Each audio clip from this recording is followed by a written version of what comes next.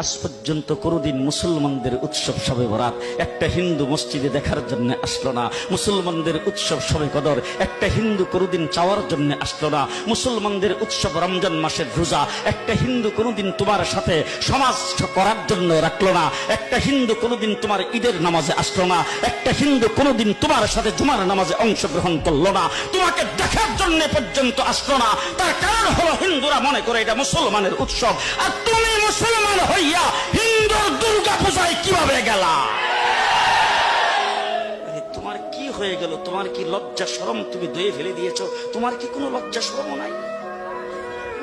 লজ্জা শরম নাই? আবার কি সুন্দর বলতেছ, ধর্ম যার যার উৎসব সবাই।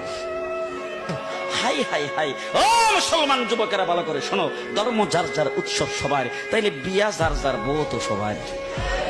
জি, বিয়ে যার যার বউ সবার, পুষ্কুনি যার যার মাস সবার, গাছ যার যার ফল সবার, ক্ষেত যার যার ফসল সবার, দোকান যার যার মাল সবার। এখন ঘুমাইছে কি কথা বলেন না কেন?